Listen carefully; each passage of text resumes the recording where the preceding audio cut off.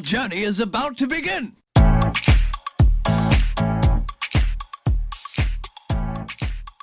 Hello à tous et bienvenue dans Happy Healthy Funky, le podcast pour oser la réinvention professionnelle et enfin kiffer sa vie pro. Je suis Nathalie, entrepreneur, coach en épanouissement et experte en marketing authentique. J'aide les femmes qui se sentent démotivées et en perte de sens dans leur job à créer l'écosystème professionnel qui leur ressemble et qui les épanouit.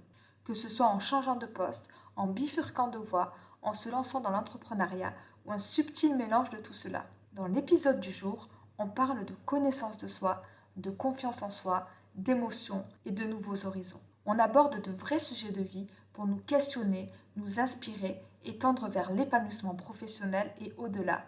Pour nous, les femmes modernes qui veulent vivre leur meilleure vie sans compromis. Allez, viens, je t'emmène avec moi. Je suis ravie d'accueillir Liana, une entrepreneure déterminée à faire bouger les lignes et révolutionner le conseil d'orientation pour les jeunes. Liana nous raconte comment, après avoir passé 10 ans dans le salariat, dans le département RH pour orienter le parcours des salariés, elle a lancé Embarque, début 2020, juste avant le Covid. Pourquoi ? Pour aider les jeunes à y voir plus clair dans leur orientation et leur choix de carrière. Elle nous explique qu'elle a quitté son job de responsable RH alors que tout allait bien pour avoir l'énergie nécessaire afin d'entreprendre son projet et intégrer un incubateur pour aller plus vite et plus loin. Liana nous partage son parcours, son cheminement, ses émotions et comment elle se met en mode machine pour développer son projet et gérer sa vie de famille bien remplie avec joie et fierté. Je vous laisse découvrir notre conversation. Hello Liana, je suis hyper contente de te recevoir ici. Salut Nathalie, moi aussi je suis très très contente que tu m'aies invitée. Plaisir partagé et j'en suis sûre que tu auras plein de choses à nous raconter. Et justement, j'aime bien commencer l'aventure de ce podcast en te posant la question de savoir, tout commence par un rêve. Quel est le tien, Liana ? Ah là là, c'est dur de choisir un rêve, je crois que j'en ai plein. Ça marche aussi. Ok, bon, un rêve là tout de suite, j'aimerais bien que la guerre s'arrête. Ça, je suis obligée de le dire. Un autre rêve qui est en lien avec mon entreprise Embarque, ça serait que tous les jeunes trouvent et soient acceptés dans une formation dans Parcoursup. Ça, c'est vraiment un rêve que j'aimerais. Et qu'en plus qu'ils soient acceptés, que ce soit une formation qui leur plaise. Donc ça, c'est chouette. Et mon autre rêve, ça serait que mon fils, il mange plus de légumes. Ça marche ou pas ? J'adore la variété des rêves les plus engagés et après le symbole du rêve de la maman aussi. J'adore. Merci de ce partage. Et justement, est-ce que tu peux nous dire qui tu es, te présenter et ce que tu fais aujourd'hui avec tes mots ? Je m'appelle Liana, mon nom c'est Vivant. J'ai 39 ans, bientôt 40. Je suis une maman de 3 enfants, 8 ans, 6 ans et 2 mois. Donc le dernier, on a mis du temps, mais je sais pas, on a eu un instant de folie, on s'est dit allez et on est très contents. D'ailleurs, je le conseille à tout le monde. Le troisième, c'est chouette. J'ai créé une société qui s'appelle Embarque, qui a pour but de guider les jeunes au moment de leur choix d'orientation. Donc ça, c'est vraiment ma motivation en créant cette société. Je l'ai créée il y a plus de 2 ans, mais avant, j'ai travaillé en tant que responsable RH dans des grandes entreprises, plus spécifiquement dans des entreprises de cosmétiques. Ça, c'était chouette. J'ai toujours voulu créer une entreprise depuis que j'ai mon bac, je crois. Mais voilà, mes parents n'ont pas toujours voulu. Moi, j'étais peut-être pas non plus en totale confiance. Il fallait que j'ai un métier un peu plus rassurant pour moi et pour tout le monde. Donc, j'ai eu cette carrière-là. Et au moment où je me sentais hyper bien dans ma carrière, enfin où j'étais au top, je pense que je voulais pas du poste au-dessus. J'étais bien dans ma vie de famille, dans ma vie de maman. Je me suis dit, c'est super, c'est ce moment-là qu'il faut pour créer son entreprise.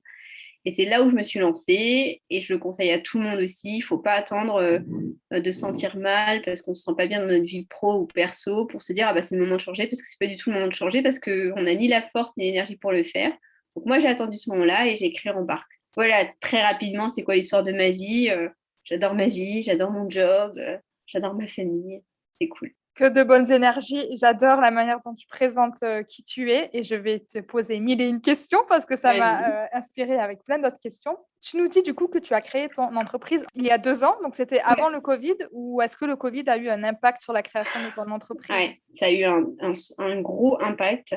J'ai créé mon entreprise en début janvier 2020 et donc Covid, ça commence en mars. quelque chose comme ça. Et donc, en quoi, c'est de faire des stages d'orientation. Donc, c'est vraiment le business model de ça, c'est on met plusieurs jeunes ensemble, on leur fait faire des stages d'orientation en entreprise, et pendant ces stages d'orientation, on fait à la fois du développement personnel et je les fais rencontrer des professionnels et des étudiants pour qu'ils comprennent de manière très concrète c'est quoi la suite, qu'est-ce qui va se passer pour eux pour qu'ils ne se trompent pas. Donc, je commence à faire ça, on est en mars, pareil, tout moment du Covid, et je lance ma promo 0. C'était ma promo 0, promo test. Je lançais, c'était un samedi, et le lundi, on était confinés, confinement 1, le pire confinement, le plus dur. Donc, c'était chaud parce que tout mon business model, c'était autour de rassemblement de personnes dans des lieux fermés. Donc, t'imagines que là, tu te dis, ouah, comment je vais faire, comment ça va marcher. Et finalement, j'ai essayé, j'ai fait des choses pas mal en visio, j'ai développé autrement.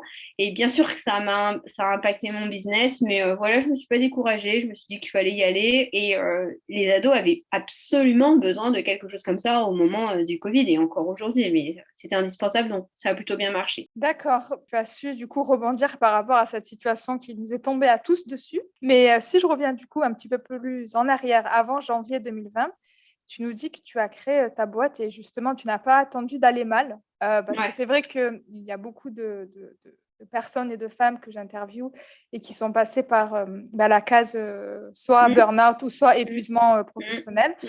C'était pas ton cas, mais on parle quand même souvent de déclic. Est-ce qu'il y a quelque chose qui t'a dit, OK, c'est maintenant, c'est le bon moment ou c'est maintenant que j'ai envie vraiment de créer Embarque, mon entreprise? Des idées de boîte, j'en ai eu 1000. Enfin, j'ai fatigué mon entourage, mon mari. C'était vraiment, c'était horrible. Et à chaque fois, je disais, bon, je vais y aller, c'est le moment, enfin, c'est maintenant, je sais pas quoi. Et je crois que mon déclic, c'est quand mon mari m'a dit, là, cette fois, cette idée, elle est parfaite. C'est le truc qui te correspond le mieux, ça peut marcher. Je suis avec toi.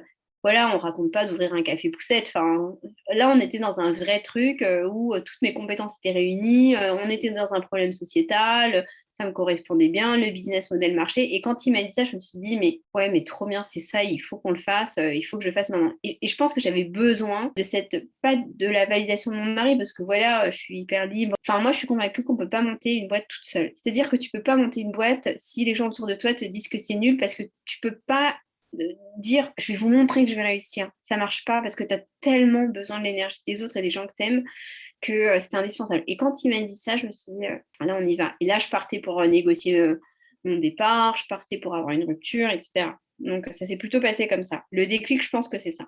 D'accord. Et justement, quand on se réinvente professionnellement, on est amené à changer de vie. Tu nous expliques que tu avais une carrière plutôt posée, tu étais contente dans ta vie de maman, mais entreprendre, c'est un petit peu sauter dans le vide sans parachute. Comment tu Ouais. as fait, toi, pour faire face à tes peurs? Et d'abord, quelle était ta plus grande peur quand tu as quitté tout ça, ce confort un petit peu? Je sais pas si j'ai vraiment eu peur, parce que je suis pas quelqu'un, j'ai pas peur, tout ça, enfin, je me lance assez.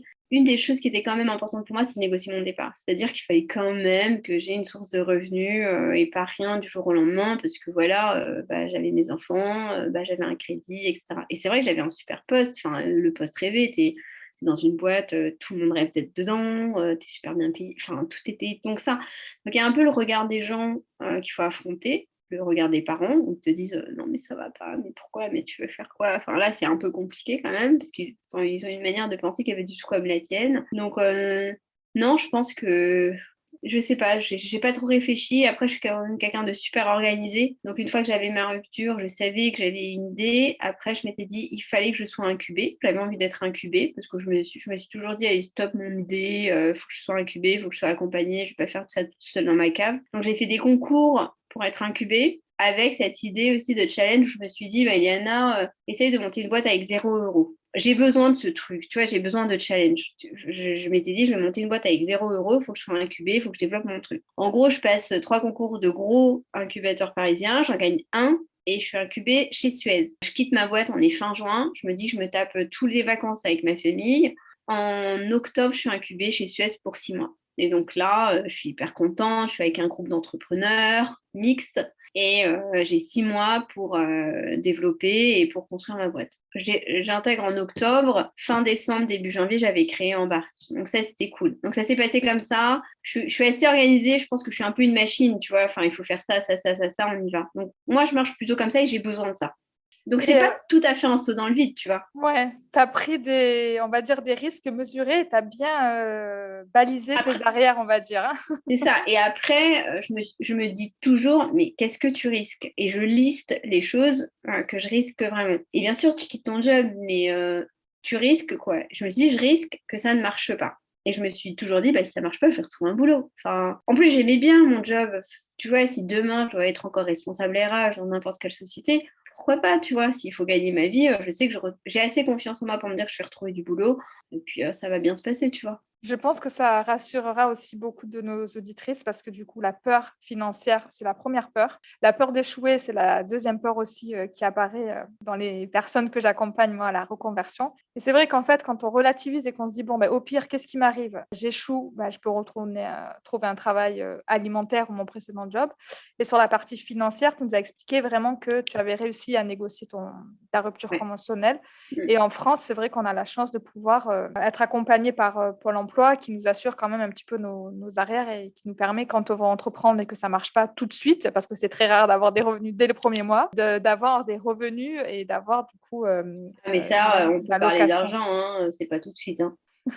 On va y venir. Du coup, tu nous expliques vraiment que tu as eu un parcours en RH et Ouais. qu'avec Embarque, tu t'adresses pas forcément aux adultes, mais d'abord aux ados. C'est-à-dire que tu es allé chercher, tu es allé semer des graines, en fait, dès le plus jeune âge, enfin, en tout cas à l'adolescence, où c'est vrai qu'on se pose beaucoup de questions, on ne se connaît pas forcément et on fait des choix qui sont orientés soit par notre entourage, soit forcément par nos parents. Qu'est-ce qui t'a amené à aller justement aller chercher cette cible des Ouais. adolescents? Alors en fait, quand je me suis dit que c'était le moment de créer mon entreprise, je me suis fait un auto-bilan de compétences. C'est hyper important. Tu peux pas, enfin voilà, moi je pense que tu peux pas monter une entreprise dans quelque chose où tu n'es pas bon et que tu n'aimes pas. Donc moi, ce que je me suis dit, bah, moi j'aime bien mon job, j'aime bien mon métier de RH, j'aime bien accompagner les gens. J'adore pouvoir accompagner les gens dans leur carrière. Et je me suis rendu compte que j'accompagnais de plus en plus de personnes, soit qui avaient envie d'une mobilité parce qu'ils ils aimaient plus leur job, soit parce qu'ils faisaient un burn-out, soit parce qu'ils se sont dit bah, Léana, je quitte ce poste parce que finalement j'ai toujours rêvé de faire autre chose, soit plein de trucs, tu vois. Et je me suis dit, mais je vais prendre le problème à la source et je vais aider les personnes au démarrage, donc c'est-à-dire les jeunes. Parce que c'est dommage qu'ils se trompent, c'est dommage que tu fasses 5 années de droit et que tu dises, bah finalement, je ne veux pas faire ça. En fait, finalement, je ne sais pas, moi je voulais plutôt faire des études pour devenir infirmier ou infirmière. Tu vois, c'est dommage d'avoir fait tout ça pour refaire une école d'infirmier, d'infirmière, etc. Et donc, je me suis dit, ben, je sais écouter les gens, j'adore accompagner les personnes, j'aime aussi les jeunes parce que dans ma vie perso, je fais plein de trucs avec les jeunes. Et je me suis dit, ben, je vais faire quelque chose comme ça. Et c'est pour ça que c'est venu cette idée de vouloir guider les jeunes au moment de leur choix d'orientation. Et après, quand j'ai commencé un petit peu à me renseigner, ben, je me suis rendu compte que c'était un peu le néant. C'est-à-dire que ce qui existe aujourd'hui, malheureusement, ce que propose l'éducation nationale, c'est nul. Enfin, ça marche pas. Et j'ai même été plus loin, c'est-à-dire que je suis allée moi-même dans les centres CIDJ, je suis allée voir les conseils d'orientation et j'ai fait cette expérience moi-même. Et je me suis dit, mais t'arrives, t'as des questions pour toi et ton avenir, tu ressors, t'as pas de réponse et en plus t'es déprimée parce que tu crois que t'es nul et que tu vas rien faire de ta vie. Et je me suis dit, mais c'est pas possible. Comment on peut laisser les jeunes comme ça, etc. On peut en parler des heures, tu vois. Et je me suis dit, bah viens, il faut faire un truc différent. Moi, je crois beaucoup à la force du collectif et je me suis dit, mais il faut faire des trucs en groupe, il faut faire des trucs ensemble, ça va leur faire du bien aux jeunes de se voir, de se dire qu'ils ne sont pas tout seuls à se poser des questions. Après, il y a un autre problème aussi qui arrive et qui me tient vraiment à cœur, c'est tout ce qui est, quand les conseillers d'orientation, des préjugés, soit sur les origines de la personne, sociales ou autres, et également si tu es une fille ou un garçon. Enfin là, il y a aussi un vaste sujet. Quand tu es une fille, on va plus te conseiller de faire ça, ça. On va pas te conseiller forcément de faire des sciences, mais plus de la communication ou du social, des trucs comme ça. Donc j'essaye aussi de travailler sur ça et de faire tomber un peu tous ces préjugés et tous ces trucs qui freinent les jeunes. Et comme pareil, faire un BTS ou autre, c'est pas une voie de garage, c'est pas nul. Enfin, c'est top si tu as envie de le faire, c'est top si tu as des qualités dedans. Enfin, bien sûr, on y va, tu vois. Tu parles justement de la manière où tu as voulu partir à la source et la méthodologie de Embarque, si je Ouais, ne dis pas de ouais, bêtises, c'est ça, c'est ça. c'est questionner, explorer et s'orienter. Ouais, Et justement, l'exploration, ça fait partie d'une phase aussi où quand on se réinvente professionnellement, c'est une phase clé pour nous, les ah, femmes. mais oui. Et est-ce que toi, du coup, tu es partie à l'exploration de qui tu étais et tu peux nous partager une découverte que tu as pu faire sur toi lors de ton incubation, lors de la création de ton entreprise? Quelque chose qui t'a peut-être étonné ou que tu t'attendais pas, voilà, à découvrir. Ce qui m'a étonnée quand j'ai été incubée, je pense que c'est ma manière à dérouler les choses. C'est-à-dire que étape 1, 2, 3, 4, 5, 6, 7, bon bah franchement, je pense que je suis une machine. C'est-à-dire tu me dis de faire ça, ça va marcher, je le fais. Et je pense que je me suis un peu découverte dans ça en me disant bah parce que je suis aussi créative, mais quand on me dit qu'il faut faire ça et qu'il faut le faire bien dans les étapes, je peux le faire. Et ça, voilà, j'en étais pas sûre parce que quand on a envie de monter une boîte, et ça, je voudrais le dire à toutes les personnes qui veulent le faire, souvent les gens me parlent, ah ouais, j'imagine le logo comme ça pourrait s'appeler comme ça. Mais moi, dans l'incubateur, on m'a toujours dit, on s'en fout, en fait. Ça, on en parle à la fin. D'abord, tu me parles de ton business model, ton machin, tes cibles, tes personas, etc. Comment ça va marcher. Et ça fait partie, je te dis, de la méthode, c'est bête et méchant. Et ça, je trouve que c'est hyper important. Et je me suis assez découverte dans ce truc-là, effectivement, on te dit comment faire, on te donne des conseils. Ouais, bah j'écoute et puis on y va. Ça, c'est un truc que j'ai appris, que je suis peut-être plus colère que ce que je pouvais croire. Du coup, tu nous parles vraiment des étapes. Quand on se réinvente, on part étape par étape. Il y a des personnes qui décident d'entreprendre tout seul. Il y a des personnes qui décident de faire un bilan de compétences. Toi, tu as Ouais. fait ton auto-bilan de compétences, mais tu as décidé de ne pas entreprendre seul et de partir dans un Alors, incubateur.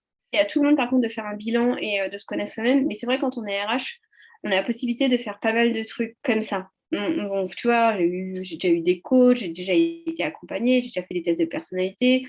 Dans ma carrière, j'ai eu des coachs sur le leadership au féminin. J'ai eu plein de trucs, tu vois, qui m'ont été offerts. Et je Hmm. pense que si j'avais pas eu, j'aurais pas fait comme ça. Donc attention, enfin, je dis pas qu'il faut pas le faire parce que je pense que c'est vraiment bien. Oui, oui. Enfin, le but, en fait, ici, de ma question, c'est de montrer qu'effectivement, chaque chemin est unique. Après, il y a un petit peu des facettes à avoir. La connaissance de soi, tu viens de dire que c'était hyper important, d'avoir des outils de mindset, etc. Toi, tu as pu y accéder de par ton expérience et c'est top. Mais tu as choisi aussi de te faire incuber. J'aime pas trop Ouais. ce mot, incuber. C'est un peu genre, tu rentres dans une éprouvette. Bah, c'est un peu ça, mais Ouais, et, mais c'est ça, ouais. c'est ça. Donc, tu as choisi d'intégrer un incubateur. Est-ce que tu peux nous expliquer un petit peu en quoi ça consiste et en quoi ça t'a aidé justement, à part à révéler ta machine attitude Ouais. et à monter en barque en 3 mois? Alors, déjà, ce qui est chouette, c'est que tu fais partie, enfin, je sais pas si c'est toujours le cas, mais quand c'est le cas, tu fais partie d'une promo. Et moi, je faisais partie d'une promo où on était 15 et on avait 15 projets différents.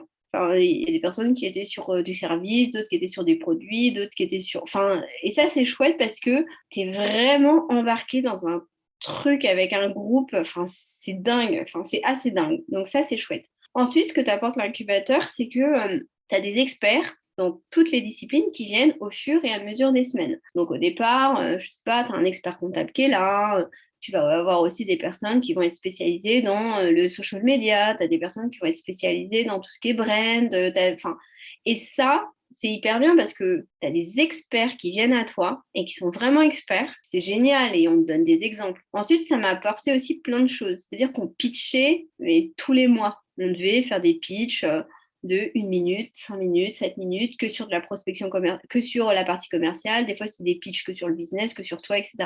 Et ça t'aide trop. C'est-à-dire que tu montes une boîte, tu sais pas pitcher, c'est compliqué quand même. Tu montes une boîte, tu sais pas. Ouais, quand tu as un rendez-vous un peu business, tu n'arrives pas. C'est compliqué aussi parce que si tu sais pas faire ça, bah, c'est dur, tu vois. Sauf si quelqu'un le fait pour toi, mais au début, qui peut se payer quelqu'un qui va te faire du dev commercial, je sais pas, tu vois. Mais ça m'a apporté tout ça, l'incubateur. Et bien sûr, enfin, le réseau. Enfin, voilà, t'es incubé. Moi, j'étais incubée chez Suez. Le réseau, c'est indispensable.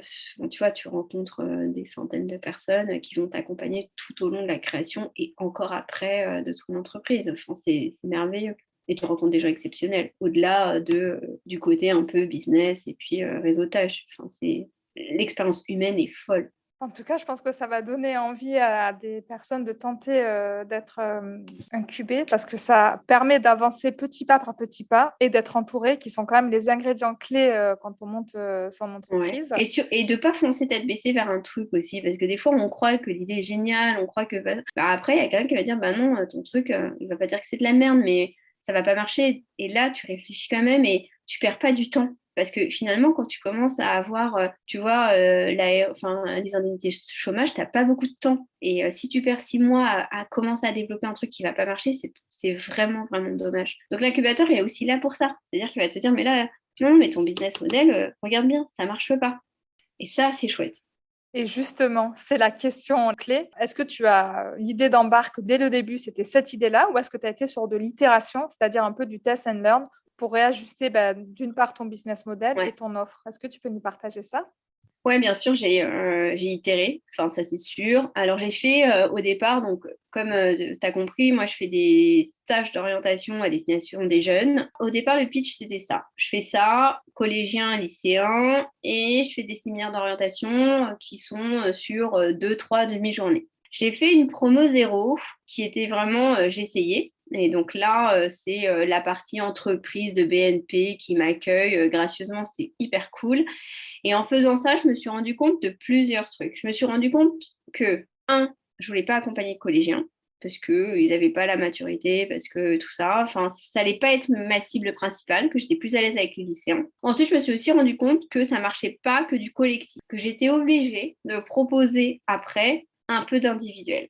Et ça, j'ai compris en faisant, en itérant, en demandant ensuite les feedbacks aux jeunes et aux parents, parce que les parents sont très importants aussi dans ce business, parce que c'est eux qui payent finalement. Et donc, j'ai compris comme ça. Et même là encore, j'ai fait des sessions il n'y a pas longtemps et je me dis, bah tiens, il faudrait que je change. Enfin, je pense qu'il faut d'ailleurs tout le temps s'améliorer et ne pas avoir peur de demander les retours aux participants. Hyper intéressant de montrer justement que Embarque, c'est un beau projet, c'est une entreprise, mais qui n'est pas tombée toute cuite comme ça, tu as essayé, tu as appris, et justement demander les retours, c'est hyper important pour continuer de faire évoluer ton offre. Et est-ce que tu pensais, avant de t'adresser à des jeunes, donc à des collégiens puis à des lycéens, que tu avais déjà toutes les compétences requises, ou est-ce qu'à un moment, tu as été un peu challengé? Est-ce qu'il y a des difficultés auxquelles tu as été confrontée que tu voudrais nous partager? Ouais, bien sûr. En fait, je me suis souvent dit que je pouvais le faire dans tout ce que je fais d'ailleurs. On en parlera parce que j'ai monté un podcast et tout ça avec ma famille, mais je savais comment j'allais soulever, en tout cas réussir à gagner par rapport à ces difficultés. Ma première difficulté, qui est encore là aujourd'hui, il y a tellement de formations, il y a pléthore de formations, mais qui connaît toutes les écoles de commerce, qui connaît, je veux dire, c'est impossible, qui connaît toutes les formations qui existent, les BUT, etc., les BTS, et puis ça change tout le temps, et puis il y a tout le temps des réformes de l'éducation nationale. Ça, je sais que c'est compliqué. Donc, comment je fais? J'organise dans mon emploi du temps des plages où je que ça, lire les formations, les nouvelles choses, je vais me documenter énormément. Ça, c'est la partie qui est un peu difficile parce que ça change tout le temps. Après, ma manière de fonctionner sur les ateliers de développement personnel, c'est souvent les mêmes. Enfin, j'utilise un peu les mêmes méthodes, ça je sais. Mais ça, c'est les difficultés que j'ai rencontrées. Après, d'autres difficultés que j'ai rencontrées, et là, j'ai décidé de toute façon, j'ai des convictions dans mon métier, c'est les parents. C'est-à-dire qu'il y a des parents qui me contactent et qui me disent, mais Liana, je voudrais absolument que tu arrives à convaincre mon enfant de faire médecine. Je ne le fais pas. Ça, c'est vraiment... donc là, c'est croire profondément, je ne suis pas là pour prendre la commande des parents, quitte à me fermer des business de X mille euros. C'est pas grave. Enfin voilà, moi, je veux être propre, je veux être cool avec moi-même, je veux être hyper fière de ce que je fais. Donc ça, c'est des difficultés. C'est-à-dire, aujourd'hui, je peux me le permettre parce que ça marche bien, mais c'est-à-dire, je peux choisir avec qui je travaille et avec qui je ne travaille pas. Donc, quand on me demande des commandes, je ne comprends pas. Ça, c'est une difficulté que j'ai rencontrée au départ. Après, maintenant, je le dis à chaque fois que je ne prends pas la commande des parents. C'est tout. C'est hyper honnête et en fait, ça reflète effectivement un petit peu moi, pas les soucis, mais les changements de voix que j'observe plus tard sur des femmes qui ont autour de 35-40 ans, qui justement ont cherché à suivre la voie, entre guillemets, qui faisait plaisir aux parents. Mm. Et du coup, des fois, ça marche, mais des fois, au final, quand tu te rends compte que ça marche pas, tu te dis: «Mais pourquoi j'ai fait ça?» En fait, au final, et c'est souvent parce que, il y avait un petit peu la pression des parents et le bon sens des parents derrière. Et c'est top que justement, tu puisses ouvrir, le champ des possibles aux jeunes que tu accompagnes. Du coup, ma prochaine question, c'est comment est-ce que tu, trouves tes, lycéens clients, enfin les Ouais. tes formés, les personnes que tu vas accompagner? Parce que comme tu disais, tu dois à la fois, t'adresser aux parents et aux jeunes. Comment est-ce que tu gagnes en développement Ouais. commercial? Au départ, ma cible, c'était les parents. Parce que je savais que les parents, c'est eux qui achètent et qu'un jeune ne va jamais se dire: «Ah bah tiens, il va falloir que je me fasse aider sur mon orientation».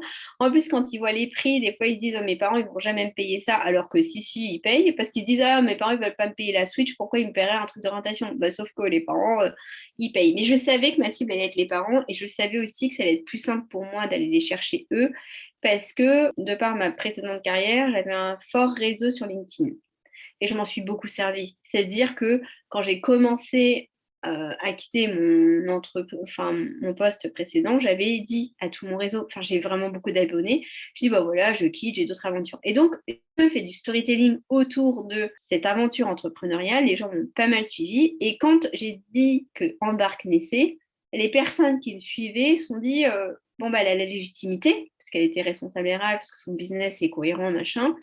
Et on m'a tout de suite acheté des formations. Donc ça, c'est le développement commercial, il s'est fait sur du storytelling via LinkedIn et après pas mal de posts que je faisais. J'ai essayé Instagram, j'ai arrêté parce que ça me prenait beaucoup de temps, j'ai pas trop le temps. Facebook, ça marche pas mal, donc j'ai essayé de trouver des choses comme ça. Et après, je me suis pas mal rapprochée de ma ville, dans laquelle je suis hyper active, et avec quelques relations, des affiches, des choses comme ça a bien marché. Et après, le bouche à oreille, c'est-à-dire que une fois que ça marche avec quelqu'un, le parent, qui a aussi un ami parent parce que les enfants sont du même âge, bon, ils vont se conseiller. Et maintenant, il y a du bouche-à-oreille de lycéen à lycéen. Après, ils en parlent à leurs parents. Donc là, je suis arrivée à une phase où c'est plutôt chouette parce que finalement, les jeunes en parlent eux-mêmes. C'est génial, je pense, et surtout, ça montre que tu as de l'impact et que ça change Ouais. la manière dont, ils perçoivent leur orientation. Et justement, de quelle manière tu voudrais impacter ces jeunes? Qu'est-ce que tu voudrais leur apporter? De base, je voudrais leur apporter de la confiance en soi. Ça, c'est hyper important parce que si tu n'as pas confiance en toi, tu te fermes plein de portes et tu fais pas ce que tu pourrais faire, ce que tu as envie de faire. Donc, et également de la connaissance parce que parfois, je vois des jeunes qui ne savent même pas la moitié des formations qui existent. Donc, ils se ferment eux-mêmes des portes parce qu'ils ne connaissent pas. Voilà. Après, ce que j'aimerais apporter, et là, je suis dans une deuxième phase de mon entreprise, parce qu'aujourd'hui, la majeure partie de mes clients, c'est des clients qui sont assez à l'aise financièrement, etc. Enfin voilà, enfin, je te le cache pas, les personnes qui font appel à moi depuis ces 2 dernières années, ça va pour eux. Enfin, je m'inquiète pas du tout pour eux parce que les parents qui peuvent payer, je vois bien à peu près. Aujourd'hui, je développe une nouvelle phase de mon business puisque au départ, quand je crée ça, moi je voudrais que ça s'adresse à tout le monde. Je ne veux pas que seules les familles qui peuvent se permettre puissent avoir des conseils d'orientation de qualité. Donc là, mon rêve, c'est quoi? Et là, c'est pour ça que je travaille avec des projets, avec ma mairie, avec les centres sociaux, etc., que tout le monde puisse avoir accès à ça. Et donc, j'aimerais dire à quelqu'un, un jeune là dans ma ville qui habite dans une barre à HLM, bah ouais, tu pourras faire ça, tu pourras faire ça. Et j'aimerais l'aider lui aussi, mais aussi bien que le lycéen qui est à Stan ou à Henri IV. Enfin, tu vois, c'est ça que j'ai envie de leur apporter aujourd'hui. C'est offrir cette offre-là et ces conseils d'orientation que j'estime de qualité, mais à un large public, tu vois. Et du coup, m'associer à des organismes un peu plus publics qui pourront offrir ça aux familles qui ne peuvent pas se le payer. C'est hyper pertinent comme approche, et c'est vrai que l'égalité des chances, ça se fait dès l'orientation. Et comme tu le dis, si tu peux ouvrir tes prestations, Ouais. au plus grand nombre, et tu disais que ça te tenait à cœur. Ça me tient aussi moi à cœur, le fait de se dire, peu importe d'où tu viens, tu peux, être maître de ta trajectoire. Si on te met en fait les outils qu'il faut, si on t'ouvre les yeux, c'est hyper important. Du coup, ça veut dire peut-être une évolution de ton business model. Parce qu'il y a beaucoup de programmes, moi je vois beaucoup de formations aussi qui proposent des offres solidaires, avec le fait que du coup, ton offre un petit peu premium, haut de gamme dont tu parlais, ça te permet de donner des places à tarifs plus accessibles. Est-ce que c'est ce que tu as en tête ou est-ce que c'est Non. vraiment de t'associer Non, j'ai pas du tout ça en tête. Non, en fait, j'ai mon offre normale que je change jamais. D'ailleurs, tous mes prix sont visibles et je fais pas de devis. C'est-à-dire que tout le monde paye la même chose quand tu m'achètes la formation. D'ailleurs, je déteste ce truc quand tu contactes quelqu'un et dit bah, attends, je te fais un devis. Donc, du coup, tu comprends pas parce que tu te dis mais la personne, elle te fait un devis parce que tout le monde paye pas la même chose, tu vois. Donc, moi, mes prix sont affichés. Ce que j'aimerais offrir aux personnes qui ne peuvent pas se le permettre, c'est gratuit. Il n'y a pas d'offre solidaire. Je ne veux pas aller vérifier les impôts de machin, de machin. Enfin, non, tu vois, tu es boursier, donc tu payes moins. Non. Moi, je voudrais que ce soit porté par la ville. Et donc eux me rémunèrent, enfin voilà, et ensuite, c'est ouvert de manière gratuite aux personnes. Tu vois. Donc, c'est plus un truc comme ça. C'est génial. J'espère que ça portera ses fruits. En tout cas, c'est hyper inspirant.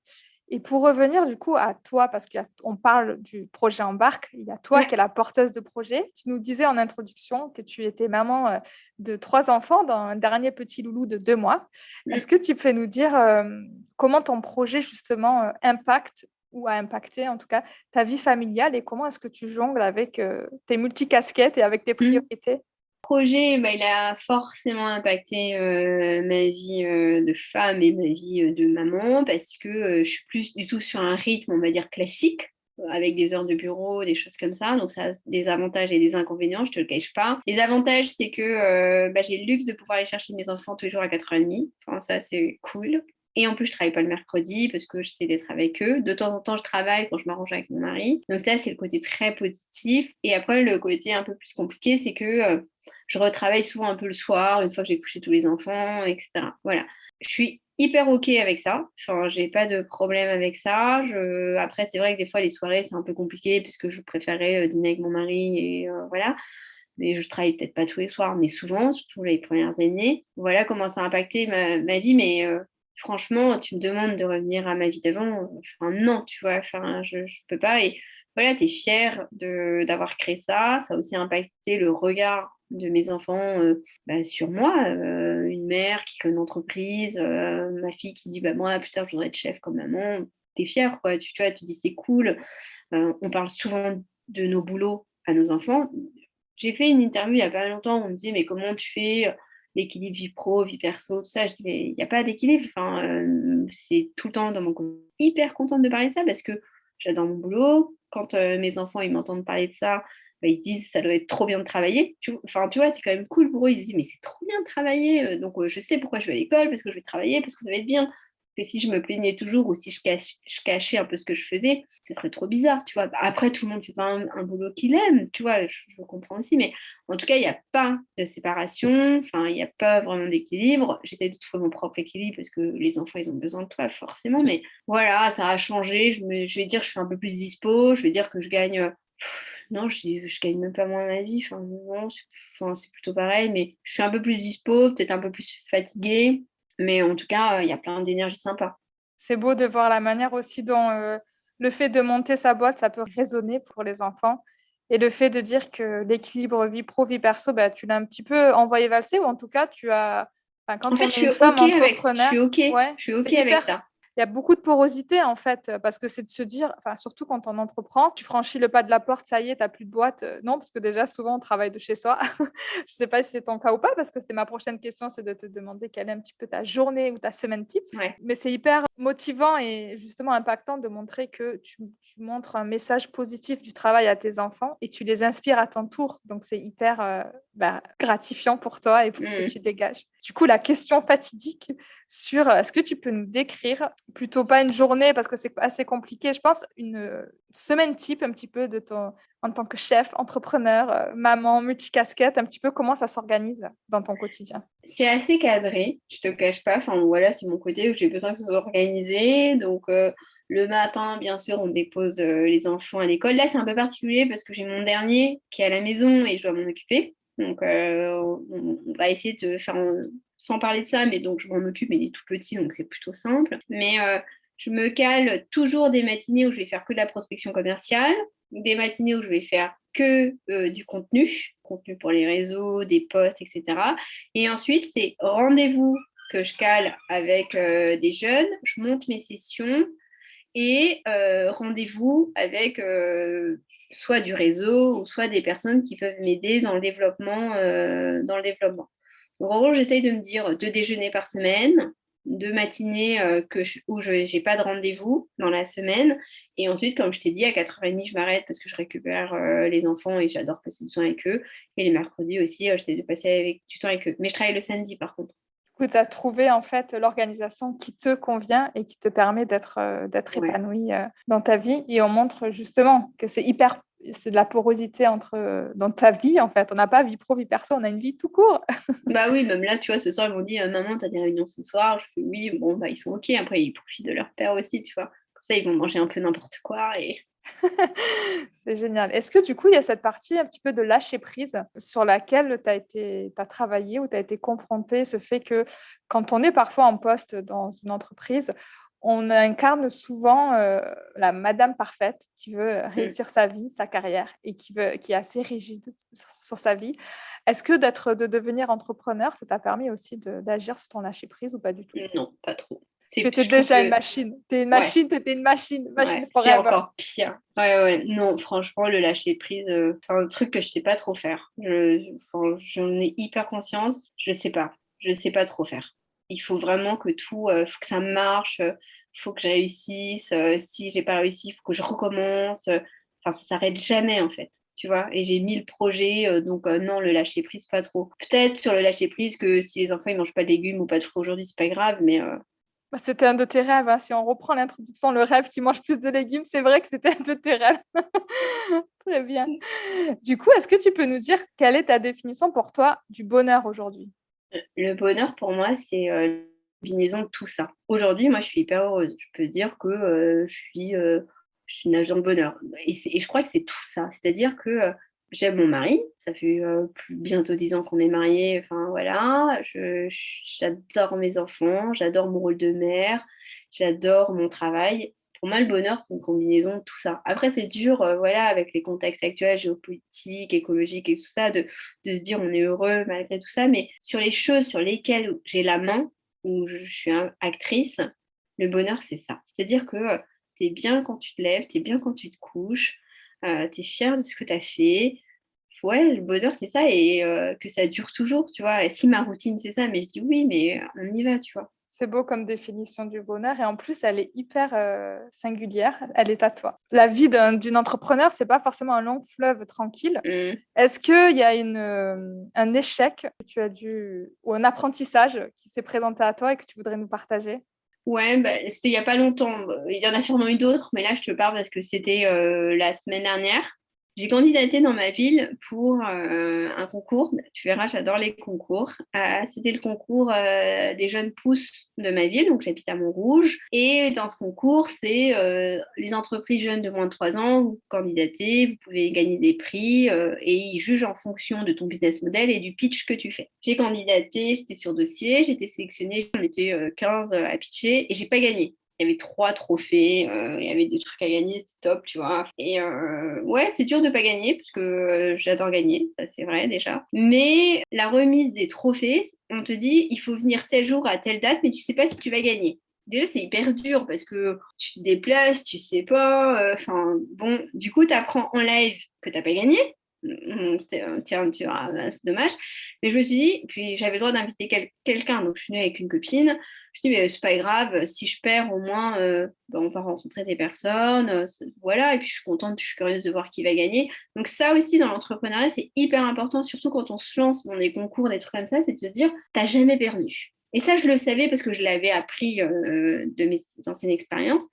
Et effectivement, cette soirée, bah, je vais pas mal réseauter, j'ai parlé avec des gens, et il y a des personnes qui ont été hyper intéressées par mon projet et qui m'ont dit, bah, Liana, t'as peut-être perdu ce soir, mais tu vas peut-être gagner un truc mieux. Tu vois. Et donc là, à la rentrée, je vais monter quelque chose de plus au grand avec ma ville et je suis hyper contente, tu vois. Donc ça, ouais, c'est un apprentissage d'échec et de se dire, bah, finalement, tu vois, j'ai perdu, mais j'ai gagné quand même. Et ce que je retiens en plus de cette leçon d'humilité, c'est justement que tu n'as pas peur de partager ces apprentissages parce que je l'ai vu ce post, tu as fait un post sur LinkedIn à ce propos. Et justement, je pense que ça montre aussi que ben, la route, quand on monte une entreprise, elle n'est pas faite d'arc-en-ciel et de paillettes et de trucs hyper roses, mais il y a parfois des couacs.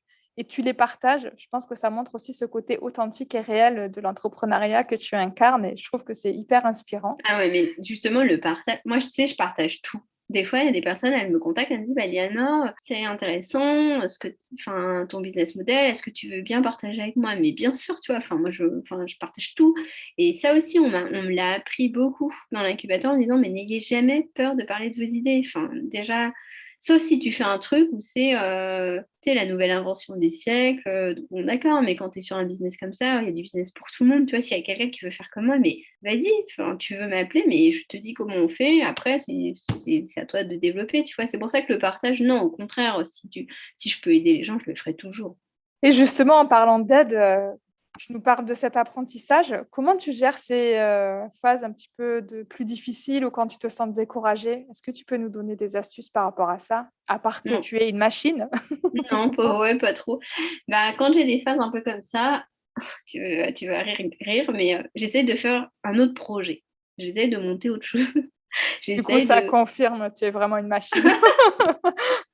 Je me dis, oh bah tiens, est-ce que j'aiderais pas une copine entrepreneur à faire ça? Est-ce que, pareil, il y a à peu près un peu plus de 2 ans, on lançait le podcast où on raconte des histoires pour des enfants avec ma famille.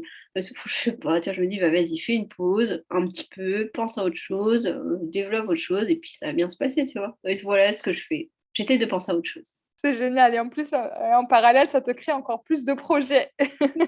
Voilà. Est-ce que sur ton parcours, il y a une phrase fétiche, un mantra, des mots inspirants qui t'ont aidé sur ton chemin et que tu souhaiterais nous partager? Je l'ai mis d'ailleurs sur mon dernier post, mais je l'ai écrit de manière un peu plus light. Mais en gros, on m'a dit si tu peux pas passer par la porte, essaye par la fenêtre. Ça, j'ai toujours eu ça en tête. Donc ça, un jour, on me l'a dit, j'avais bien retenu. Et ce que j'ai aussi appris, c'est pas une phrase, mais c'est même si ton produit n'existe pas, mais fais-le. Enfin, tu peux en parler même s'il n'existe pas. Tu peux vendre un produit qui n'existe pas. Et ça, c'est vrai. C'est-à-dire qu'à un moment, je disais, ah bah oui, il y a des stages d'orientation, mais j'avais ni la date, ni le lieu, ni machin. Et puis après, juste pour voir si ça marchait, tu vois. Et quand les gens commençaient à s'inscrire, je disais, ah bah il n'y avait plus de place. Tu vois, ça, je l'ai appris aussi. C'est-à-dire que il y a la phrase en anglais qui dit fake it until make it. Et c'est vrai, tu vois. Ça marche à fond. Et ça aussi, ça a toujours été dans un coin de ma tête. Enfin, et je pense avoir l'audace de pouvoir le faire aussi, tu vois. Et est-ce que aujourd'hui, avec tous ces éléments d'inspiration, d'apprentissage, est-ce qu'aujourd'hui, du coup, tu nous dis que tu gagnes quasiment ta vie de la même manière que quand tu étais salarié? Est-ce que tu peux nous dire en combien de temps tu as réussi à gagner ta vie aussi bien? 2 ans. D'accord. 2 ans en crescendo et en Ouais. faisant plus d'offres. Du coup, c'est en élargissant ta palette d'offres ou en ayant plus de clients parents-enfants? C'est pas en élargissant mon offre, mais c'est à force de faire du bouche à oreille et d'être visible. Et commencer à avoir des avis positifs, etc. Après, sur l'histoire de l'argent, je pense qu'il faut aussi être vigilant. Et vous allez tous le voir, c'est que ce qui est différent par rapport à la vie d'avant, c'est que c'est moins régulier. C'est-à-dire que tu dois gérer ta trésorerie en disant, bon, bah, je sais que ces mois-ci, ça va être un carton, et ces mois-ci, je sais que ça va être un peu plus bas. Mais si tu lisses un peu sur l'année, tu vois à peu près, mais il faut avoir fait des années complètes pour t'en rendre compte. Je sais, moi, avec mon business, que juillet-août, bah, les gens, ils vont profiter de leurs vacances, ils vont pas se poser des questions sur l'orientation. En septembre, ça commence à carburer jusqu'au mois d'avril, mai, tu vois. Donc ça, il faut en avoir conscience. Ça dépend, c'est quoi ton business. Mais si tu te lances dans la vente de maillots de bain, tu sais à quel moment tu vas plus en vendre et d'autres moins en vendre. C'est la saisonnalité du business et surtout, c'est le fait que c'est un petit peu utopique de se dire au bout de 3 mois, sauf s'il y a des exceptions, hein, mais ça montre que tu construis ton chemin et que tu construis aussi ton chiffre d'affaires au fur et à mesure des mois. Et ça montre une phase aussi réaliste que j'adore. Du coup, on va passer à la dernière partie qui est le funk des idées, qui est la partie où on tord le cou aux idées reçues sur la réinvention professionnelle. Donc, le concept, c'est très simple, c'est que je commence les phrases et que tu les finis avec ce qui te passe par la tête. Avant de me lancer, j'aurais jamais pensé que je pouvais gagner ma vie comme avant. Le pire conseil que l'on m'ait donné, c'était ne parle pas de tes idées. Avant, je pensais que la réinvention professionnelle, c'était travailler dans la tech. Quand j'étais petite, je rêvais que je serais maîtresse. Même si je suis une femme maman super occupée, je prends du temps pour moi quand quand je suis sous la douche. Super. Du coup, pour finir, ce podcast s'appelle Happy, Healthy, Funky, ose la réinvention professionnelle pour enfin kiffer. Est-ce qu'il y a quelque chose qui te rend happy en ce moment? Ouais, ce qui me rend hyper happy en ce moment, c'est notre dernier enfant. Franchement, on a tellement hésité, on s'est posé 1000 questions et on s'est posé pas mal de questions sur les écarts d'âge avec nos autres enfants, puisque mon garçon, il a 8 ans, ma fille, elle a 6 ans. Mais finalement, c'est trop bien. Franchement, c'est trop beau. C'est trop beau. Je savais qu'ils allaient l'aimer, notre dernier enfant, mais je savais pas qu'ils allaient l'aimer comme ça. Je trouve ça fou de voir notre dernier bébé d'être ébahi devant le spectacle de son grand frère et sa grande sœur. Ouais, ça me rend hyper happy de me dire, mais en fait, on s'en fout que ce soit un troisième, on s'en fout toutes des contraintes d'espace, d'argent ou quoi, mais c'est trop beau, mais faites des bébés. Je pense que ça m'a donné des idées là. En tout cas, tu as les yeux qui pétillent tellement. Est-ce qu'il y a une habitude healthy de ta vie de femme ou d'entrepreneur que tu veux nous partager? Faire du sport, pas boire d'alcool. Et qu'est-ce qui te rend le plus funky aujourd'hui dans ton quotidien et que tu ne pouvais pas faire dans ta vie d'avant? Aller chercher tous les jours les enfants à 4h30. Et Génial. après, je vais dire, on va rester un peu en pyjama le matin, c'est cool. J'adore. Du coup, est-ce qu'il y a un message que tu aimerais faire passer pour finir? J'aimerais vraiment dire aux personnes qui ont envie de faire autre chose dans leur vie qu'il ne faut vraiment pas attendre d'être mal pour le faire. Voilà, si vous êtes bien aujourd'hui, si vous êtes bien dans votre entreprise, dans votre famille, mais je crois que le bon moment, c'est celui-ci et c'est pas un autre. C'est hyper porteur de sens. Je bois tes paroles. Est-ce que tu peux nous dire où est-ce qu'on peut te trouver avec Embarque? Où est-ce qu'on peut aller trouver Donc, il y a un site internet, vous pouvez trouver, vous tapez Embarque, orientation, il est hyper bien référencé. Sur LinkedIn, une page entreprise, sur Facebook et sur Google Avis, un peu partout. Et si vous me voyez sur mon rouge sur Paris, avec plaisir. Génial, je te remercie beaucoup, c'était top. Merci Léa. Merci à toi Nathalie. Merci beaucoup d'avoir écouté cet épisode. J'espère qu'il t'aura aidé à avancer sur ton chemin où que tu sois. N'hésite pas à venir me faire un petit coucou sur Instagram @happy_funky, à télécharger ton guide pour avancer vers ton chemin de kiff. Et surtout, si cet épisode t'a plu, n'hésite pas à me laisser un avis 5 étoiles afin de faire connaître Happy Healthy Funky au plus grand nombre.